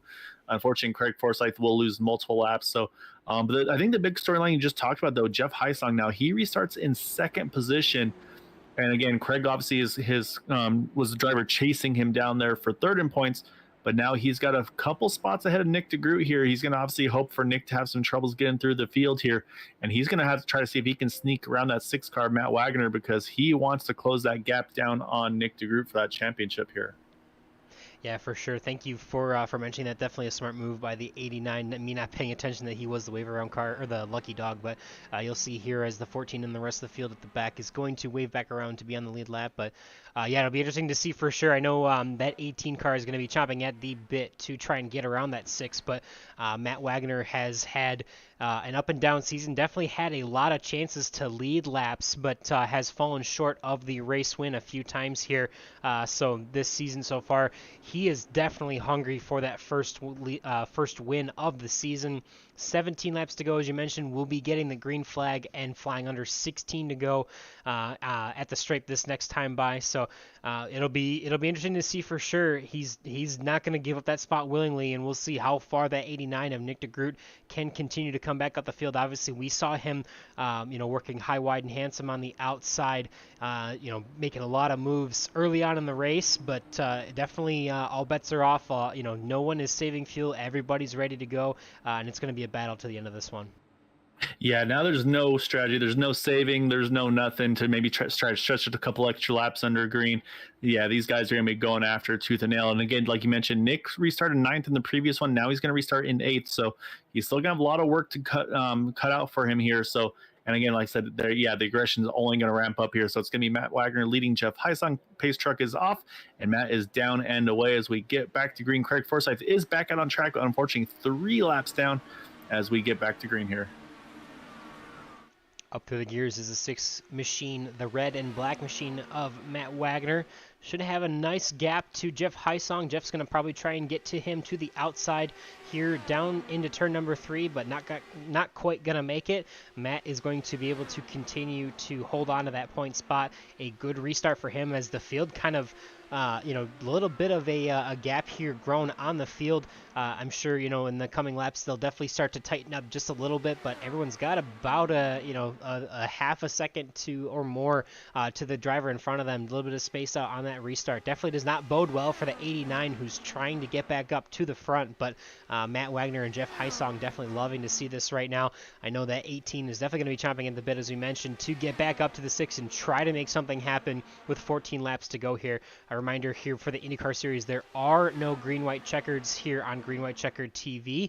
Those are only for the Super Speedway racing we see on Thursday nights and Sunday nights here on green-white checkered TV. But races will end under caution if we get a caution with 3 or 4 laps to go. So racing to be in that point spot for the end. Obviously, last week we saw caution end the race 2 laps early. So as this field bunches back up, gonna definitely look to see who can make those moves. And Nick DeGroot is already setting the fastest lap of the race at 24:33, over a tenth of a second faster than anybody's fastest lap of the race tonight. You can definitely tell he's hungry, running on that outside, making another move around Chris Jabot there, trying to get back to that top spot. Yeah, up to 6 now after restarting 8. So he's made a couple of gains. He got around Dan Marrera, got around Chris Jabot right there.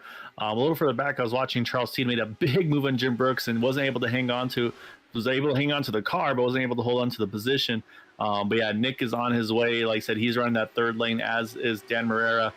These guys are, like I said, they're leaving nothing to chance right now.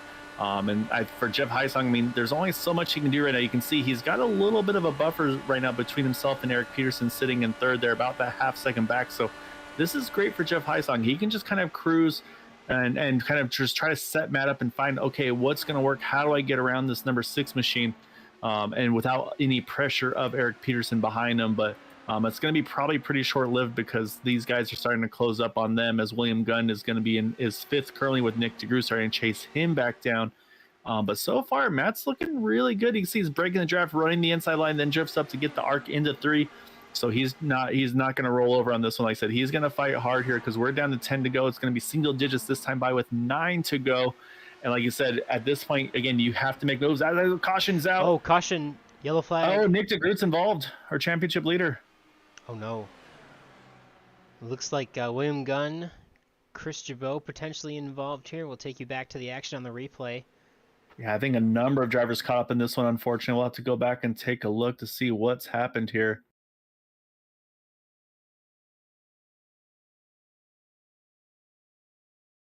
It looks like, oh yeah, out of turn number 4 with William Gunn getting loose.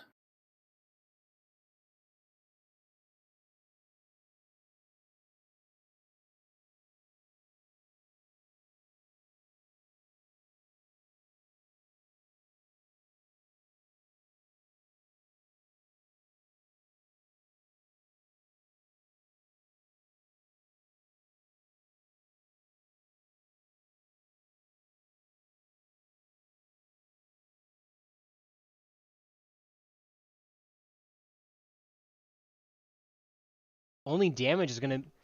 I think the only damage there is going to be from the 89 and the 14 there. Apologies, had some mic troubles as well, but yeah, had some troubles getting that replay started, but looked like the 14 got way loose here. You can see definitely collecting the 89. I think really the only damage that you saw was these two here. Is Chris Jabot's going to just barely miss us on the outside. He's going to get loose, but he should be able to slide through the grass and be okay. Dan Marrera just barely skating through. Luis Gonzalez Nunez okay. And we mentioned Jim Brooks sliding through the grass there. He should be okay there as well. So really the only damage I would think from the 89 machine and the 14, but they're definitely going to have to head back to the pits and try to repair those machines. Yeah, and so Nick's already served his, or already went on pit road. Took the fast repair based on the time of pit stop. Same thing for Joseph Morales, William Gunn. It also gives Craig one of his 3 laps back, now back to 2 down. Again, I mean, unfortunately, it's going to sit him where he is. But now what we're going to have here, though, Boomer, right now we're sitting at, 8 to go here. We're going to have a restart here, probably a shootout with about 5 or so to go in this one, if I'm not mistaken. And so this is going to be tough here for some of those guys to try to get some of that track position back. I mean, you mentioned Charles Teed when he had his big slide and he stayed out and was able to gain spots even. I think some guys were noticing that because, I mean, look at Chris Jabot. He stayed out. Jim Brooks stayed out. Some of those guys that had some pretty wild slides, they said, you know what? I want this track position. I don't want to give up any more positions. I mean, Chris is still holding on to a top 5 spot with him staying out there. So I think that's a great decision by the 83 machine. So this is going to be pretty wild here. And Like I said, this is now where Jeff Heisong, again, you never want bad luck for any of your opposition, but I mean, he's got to be looking at his chops now, thinking, man, if I could get out of this thing with a win or maybe a top 2, top 3, and if Nick stays outside the top 10, this would be a great points line for me to have a chance to get, and we get to this closing stage of the championship. Yeah, definitely. I think Jeff Heisong's pretty comfortable with where he's at, with where Nick DeGroot and Craig Forsyth are at. But everybody wants to win, right? And he's definitely going to be pressing that number 6 machine hard. But I know Matt Wagner is going to be doing everything he can to try and win this race. But definitely going to be an exciting finish. We're going to, like you said, should be getting going here with about 5 or 6 laps to go. So should be a shootout to the end if nothing else crazy happens.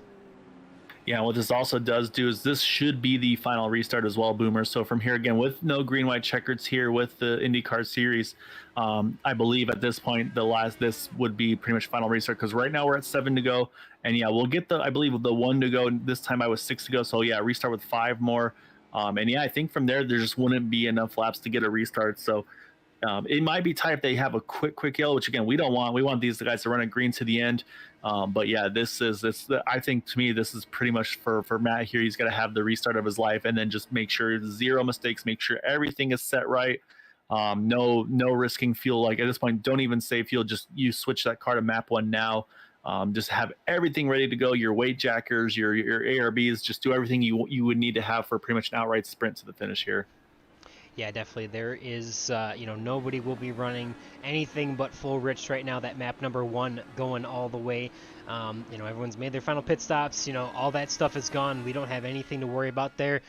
Pretty much the only thing you got to worry about is going for the win. And now Matt Wagner has that opportunity here. He's going to try and see what he can do. Obviously, he went early on that last restart, so you'll have to, play those mind games. Is he going to try and take off early again, or is he going to change it up? It's always, if Jeff Heisong can time that, if he can time that start very well, then obviously Matt Wagner could be in trouble entering turn number 3 down the backstretch, because Jeff Heisong is going to have that run to catch him. So we'll have to wait and see what he can do. But as you mentioned, Pace Truck has the lights off. They are going to be getting ready to go back under green. The number 6 machine, our pole sitter of Matt Wagner, is going to lead the field here. You'll see flagmen swapping out the yellow flag for the green flag, and we'll have to wait and see when Matt decides to go on this restart. Looks like he's waiting a little longer, and now he grabs the gear and goes. Again, now you gotta watch for the accordion effect behind, but so far, no, we got trouble in the back there. The 50 and the 7 got into the back of one another there. That was the accordion. Everybody was getting antsy there. And like they did make contact, okay, but they're rolling, so no caution. But both those drivers significant damage as the field heads down the backstretch. Any yellow that comes out, we would think would end the race at this point. So this is definitely a race for the lead here. Matt Wagner now pulling out to about a 0.4 of a second advantage over Jeff Heisong, over Eric Peterson, Jim Herrick, and Chris Jabot in the top 10. Matt trying to win it from the pole position tonight with 4 laps to go. He's got a little bit of a comfortable lead, but I guarantee he's trying to break the draft so that Jeff Heisong cannot get back to him. Eric Peterson having a good run now back up into the podium placings. And it should be an exciting battle to the end here. 3 laps to go. Yeah, and I went back and looked. It was just that accordion effect, like we talked about. These guys knew what was on the line, and one of them, I say, just that accordion happened. One scoots a little forward than the other scoots, and unfortunately, that's how it ends. And so, unfortunately, it's an early retirement for Charles Teed. Makes it so far. Was doing so well, just to have the heartbreaker there at the very end. But yeah, like I said, Boomer, coming around here, 2 to go. And Matt is holding a very pretty wheel still so far, so he's doing what he needs to do. Nick DeGroot still is currently sitting in the 8th position. Again, runs the fastest lap of the race, though, so it's not for lack of effort right now. But he's got some very difficult drivers in front of him to get around right now. Notably, right now, Luis Gonzalez Nunez right in front of him. He's a very quick driver, as we know, as we're coming around for 3 and 4 here to try to take the white flag.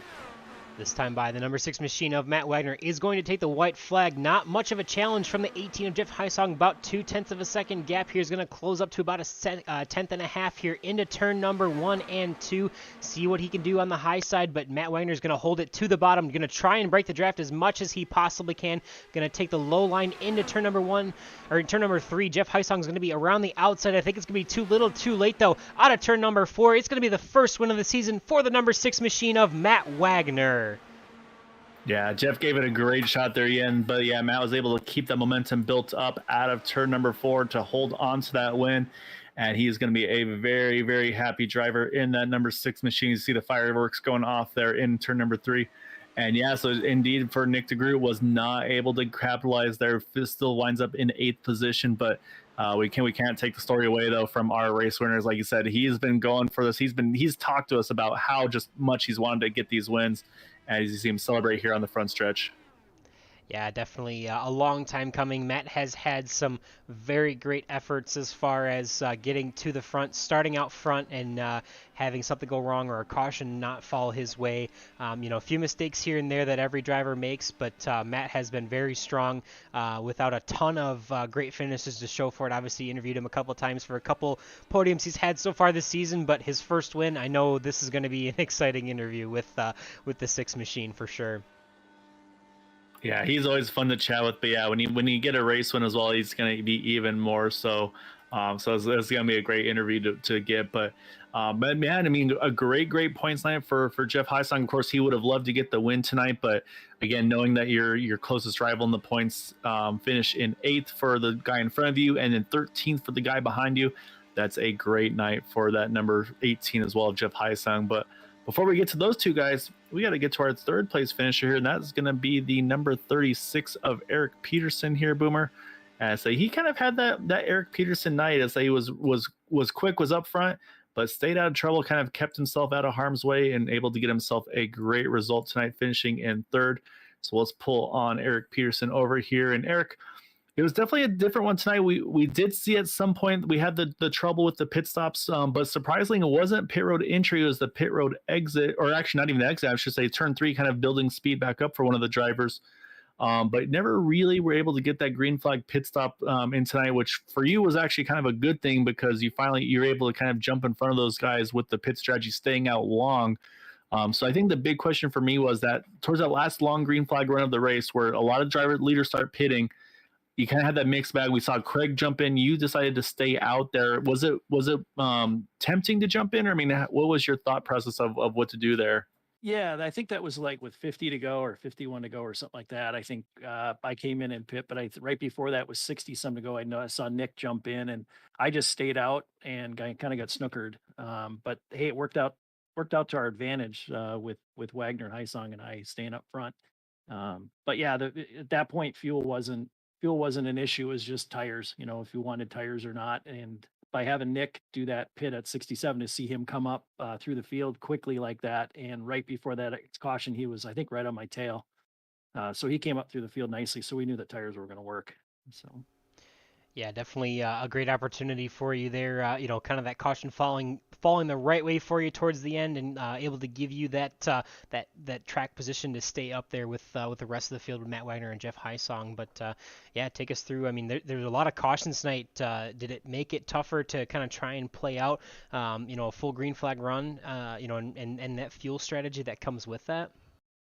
We were running probably around 39 to 42 laps on a full tank, I think is what my calculator said, but I don't, we never got there to see. So, but it was dicey out there. I mean, my hands are tired. I was gripping the wheel too tight, and it was really loose on the first restarts. We were pretty far negative on the weight jacker to get the car to go through turns 1 and 2, and then really positive on the weight jacker to get it turned in 3 and 4. And then after that, it was just stay in the draft and see if you can just stay with these guys. But for most of the fuel runs, I was running map 1 for the first half, and then I changed to map 3 to second half once I could stay in their draft. And once tires got worn out a little bit, it was easier to stay with them. Yeah, it was a really, and I think that's something we mentioned too, is it didn't look like it was just a straightforward, easy thing for you guys tonight. You guys had to work really hard through obviously the very, very difference 1 and 2 and 3 and 4. Of course 3 and 4 being the trickiest of the turns, just with the fact that you have to slow that thing down to make the reconfigured turns there. But yeah, I mean, there was some pretty aggressive racing, and some big moves as well being made by some of those drivers. Yeah. Were you finding that you had to make adjustments kind of depending on where you were on track, or is it just all more about aero depending on where those guys in front of you were? Because obviously 3 and 4, and we saw a lot of different movements from where drivers were on track to kind of find that clean air, if you will. Yeah, the car didn't really push all that bad. It actually was loose, which was nice. This was probably the most fun set that we've driven all year, at least for me. The you could hold it wide open in sixth gear in the draft behind someone, maybe just put a half a wing out with the settings right, with the roll bars and the jacker right. You could get around turn one wide open, and then just going down the backstretch, pull right up on them. And if you just let off the gas and I downshift from sixth to fifth, the car just rolled right in, get down that yellow line, and the arrow really wasn't an issue until you were coming off of up over that hill and turn four. It's just almost like there's a hill there, and the car gets light, and it got a little squirrely a couple times, and that's where Charles got loose coming off of four and just spun it through the grass. But you could definitely feel it. You could definitely feel it getting loose. So I was going into turn three with positive weight checker and coming out of turn four, dropping it down, uh, putting more negative weight checker in it just to get it to so I wouldn't get loose. So Yeah. it was a constant battle with the weight checker and the buttons today. Yeah, we had a feeling that a lot of you guys up at the top, or really everyone in the league, was going to be playing with those settings quite a bit. You guys at the top of this league, it takes quite a bit to do that, and definitely a hard-earned podium tonight, and want to congratulate you for that, and want to give you a chance to tell the world who you want to thank for this podium finish tonight. I definitely want to thank you guys at Green White Checker for putting on such a great broadcast. It's always fun to watch after we get done here. Thank my mom and dad down in South Carolina for watching. Obviously, the guys in the Discord channel, Jeff, Charles, Gary. We had Craig in there tonight too for a little bit. Just a great help, chit chatting during the race and different strategies on what to do. So that helped out tremendously. And of course, our different sponsors that we have for the league. And it's good to see Jim back out here, Jim Brooks. So it's good to see him out here again too. So thanks, guys. Yeah, definitely, and hopefully they're doing okay in South Carolina with all the Yep, storms coming through there. But yeah, congratulations again. definitely. All right. Thanks, guys. All right, that is our third place finisher of Eric Peterson. Like I said, a great run for him and did everything he needed to do to get in that position to have a chance at it. So now what we got to do, Boomer, we got to bring our runner up here tonight, who, in saying with doing so, was able to give himself a great points night as well. And that is going to be the number 18 of Jeff Hyasong. So we're going to drag him on over here because I'm going to get the points situated here. That way we can kind of explain where he is at in points. But first, we got to first talk about the race, though, Jeff, bringing it home in second. So you were doing everything you could there, but it looked like Matt was definitely not going to give you any easy opportunities there. I mean, just take us through it. And was it one of those ones where it's like, don't take a gamble and take a risk because you just know how good of a race you've got going when you've got your competition outside the top five there? Yeah, it was also hard to get close to him with the dirty air and the way the track was running there at the end. Without the caution, I don't know if I'd have been able to get closer and make a move. That would have probably been a better chance than I had at the end there. But Matt was pretty much the class of the field there. We definitely saw a lot of guys, cautions coming out at different times, kind of flip the field at a bunch of different times. But before the one after the long green flag run, you were electing to stay out, and it seemed to benefit most of you guys that were able to stay out the longest, because we did have another caution that kind of flipped the stage, and then you guys were able to make your final pit stop. Was that something that you were kind of planning on or expecting? Once that last caution came out, or second to last, I should say, I was going to pit anyways just to get in there, get new tires. I know Nick and the guys had done it the one before, and I saw the progress he made, so I was kind of just shot in the dark, get tires, see if I can drive back up here and get it going with fresh rubber, because it got tricky to drive after a while. Yeah, it was a great run though for you tonight, Jeff. And yeah, the points thing. So I've updated the points. So right now it's based on, of course, our top 8 out of the 9 results. And so with your run tonight, that puts you now just 7 points behind Nick Drew. Because I say we're 9 down, we're 3 to go here. I mean, I'm saying obviously Nick's definitely one of those ones that you guys kind of put your eye on. You kind of point at him like, yeah, he's going to be one of the guys to beat every season. So I mean, so you're getting to a great spot here. I mean, are there tracks looking forward where you say, okay, yeah, these are going to be some strong races for me, or are you just kind of taking everything a race at a time? I mean, what's the mindset going into these final 3 with Michigan, a lot of New Hampshire, and of course finished up at Indy? Right now I'm just taking it one stint at a time. I can't look past that, otherwise I'll get myself in trouble. And then yeah, looking at the schedule, what's left. Excited for the last 3 tracks, and of course I know that Nick is a beast at Indy, so it's going to take everything in our power to get it done there.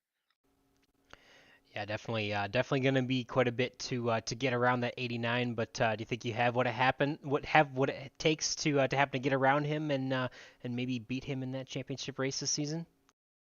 We're definitely going to give it a go. Last week kind of hurt my chances, but we're still going to do everything we can to try and get that car in front of his at the end of the season in points. Well, we'll definitely be watching close and hope to see you to do it. Definitely going to be exciting no matter what as we get to the end of the season. As we mentioned, three races remaining. Yeah, definitely want to focus on that second place position that you had tonight. Definitely hard earned, and want to give you a chance to tell the world what do you want to say thanks for that second place finish. Big shout out to Matt. Great win, great drive there. Peterson getting on the podium. Yeah. Other than that. Cool. Good All deal. right. Well, yeah, good job tonight, Jeff. Like I said, great job this so far this season. So you got a few more to go. Looking forward to see. Like I said, we'll definitely be rooting you on over there with us. I'd love to see you and Nick battle out there. We'll see if Craig's able to creep back in there. Obviously tonight kind of set him back a little bit, but you can never tell with these guys. But go enjoy this one, man. We'll chat soon. So great job tonight, Jeff. All right, that is our runner-up here. Boomer is that number 18 of Jeff Heisong. So I feel like there's some guy that we have to talk to. I heard he may have won a race or something, if I remember right. So I'm not sure. We'll have to double check, make sure the admins have gone through and checked, make sure there wasn't any illegal ballast in the car or anything like that. But pending official confirmation, our race winner in that number 6 machine, Matt Wagner, getting the win tonight. And I'm gonna, like I said, Boomer, we're talking about this is probably feels like one of the biggest monkeys off his shoulders, because he's been so close so many times this season, but just ends in frustration or heartache. But Matt, how are you feeling now? I'm relieved. It's been, it feels so good to be back in victory lane. And like I said, I was, toward the beginning of the season, I was looking up stats and all that, and how many wins do I have, and not that many. And the last time I won was actually October of last year, and it's October the 4th. Funny how that it happens, but oh, it feels so good. Definitely always great to get back to victory lane. I know you've had. I mean, can you count how many times you've had something go wrong? Where I know, like last week at Fontana, you were towards the class of the field at the front of the pack, but managed to run out of gas or not have enough gas, have to pit one last time when the rest of the field didn't. Can you think through how many other times this season you felt like you would have earned that win but didn't get it?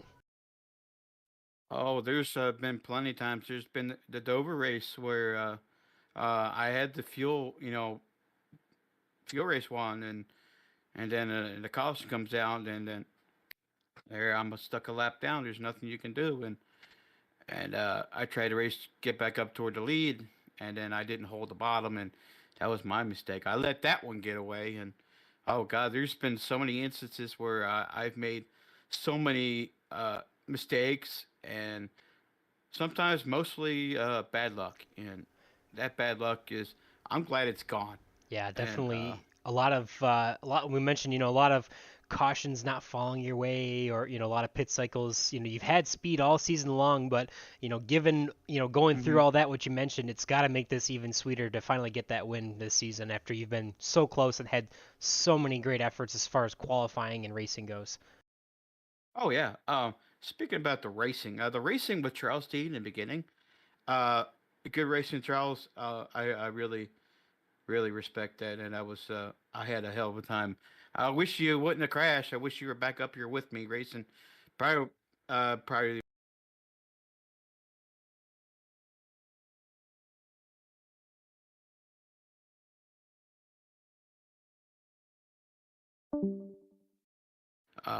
It's coming for him. To get a podium tonight for him, it's makes that much more sweeter.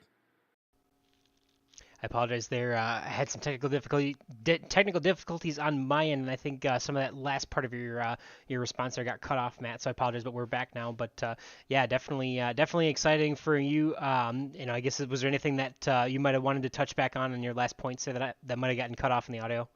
Oh, did you hear about me talking about Charles Teed? No, please repeat. I Okay, apologize. okay, I will repeat that. So, me and Charles had a great race at the beginning of the start of the race. I wish he wouldn't have gotten involved in the wreck. I had to go back and look at it. You know, me being an admin, it's well, that and to Eric Peterson to get a podium, and Jeff, get his first 2 wins of the season. That makes it pretty good for my win here. Those me and those 3 guys be up in the podium. That's pretty good. And I'm pretty happy. No, it was a great race tonight, Matt. So we don't want to keep it too long because we want to let you go celebrate with your friends and your teammates and family and all that. So, man, great job tonight, man. And definitely before we let you go, I want to give you the floor. Any thanks and shouts for that win tonight? Oh, okay. First and foremost, this is my first time streaming a league race, and shout out to my stream out there who was watching. I really do appreciate you guys coming here and saying hello and your thank yous and all that. My parents were watching, and also very important person I want to thank is Joshua Tucker. I know you're out there. I really thank you for your insight and teaching me the tricks of the trade of this car. We'll go more further into detail. I really do appreciate you very much. Thanks, guys. You guys are awesome. Gael, once again, great broadcast with Boomer. Boomer, love a Boomer. Y'all take care. Have a good one. You too, Matt. Congratulations again. All right, well, that was definitely an exciting battle that we had throughout the night. Definitely, like we mentioned, it was going to be, as always, exciting. Definitely a lot of fun on these 1.5 mile tracks where you get a lot of that drafting action, a lot of close pack racing, kind of similar to super speedways in some aspects, but still also a very fast, very short track. Not a short track per se, but a very, a quick track for these drivers to get around, a lot of concentration, and saw a lot of mistakes. Honestly, just a tough track. Almost none of the mistakes coming onto in and out of pit road like we've seen most of the season, but I mean just genuine racing mistakes, getting loose.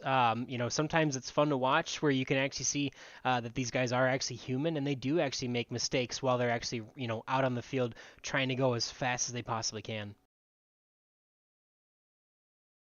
Yeah, no, it was a great one tonight. Like I said, this was a very quick race. Like you said, these guys, the lap times these guys do are just insane how fast they are. But man, I say we're down to it here. We got the final quarter of the race left, and I say we're gonna go back to the sister track of Auto Club with Michigan next week, and then finish it off with the very tricky oval of New Hampshire, and of course the place to finish up an IndyCar season at Indianapolis Motor Speedway.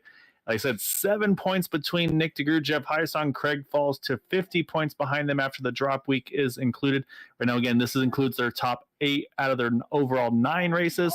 But at the end of the season, it'll be their top 11 out of 12. So kind of everybody gets that one breather, if you will. So it's going to be fun, Boomer. I'm looking forward to it and say it's been great to see a couple new winners this season. Like I said, Matt Wagner tonight, Jim Herrick last week. So we'll see if we can kind of continue this trend over the next 3. Yeah, definitely. The tail of the beginning of the season was pretty much the, it was almost exclusively the Nick and Jeff show. Really, the only guys that had won, I think, through the first 5 races, and then Craig Forsyth rattled off 2 wins there. So definitely unfortunate to see, Craig have a bad night and kind of lessen his chances at the championship, but there's still a 2-horse race in that battle. Obviously, Jeff Heisong getting closer to Nick DeGroot, and with a 7-point gap and 3 races left, there's still anything absolutely that can happen. So will definitely be interesting to see what happens. Obviously, love seeing these first time winners for this season, and Matt Wagner in the 40 last week. It's always cool to see some new blood up at the front of the pack, and as we mentioned for Matt, definitely hard earned and well deserved, and a little bit of a long time coming with how well he's been able to start races this season. So I'm going to take a second to go through the rest of the finishing placings for this evening. Obviously, we already talked to our podium placings: Matt Wagner, Jeff Heisong, and Eric Peterson. Jim Herrick, last week's winner, recovering very nicely for a 4th place finish. So 2 top 5s in a row for him. That's definitely great to see for him, as well as Chris Jabot getting that top 5 finish. Been a little while since we've seen him up in the podium placings or the top 5 placings. So good rebound for him tonight. Luis Gonzalez Nunez coming in at 6 with Dan Morera just behind him. Nick DeGroot, again, our championship leader as of right now, still finished in 8th place tonight. Joseph Morales just behind him in 9th, with William Gunn rounding out the top 10. Jim Brooks with a bit of an up and down night, ending up in 11th place. Gary Corley in 12th. Obviously, we mentioned the trouble late for Craig Forsyth, going a few laps down. He finishes in 13th, with Charles Teed with his struggles as well, and Taylor Reeves behind them, finishing out your field for tonight. But yeah, definitely a lot of excitement. As you mentioned, 3 races to go, Gael. I guess, is there anything different that you would expect to see in the next couple weeks, other than a great championship battle between Jeff Heisong and Nick DeGroot?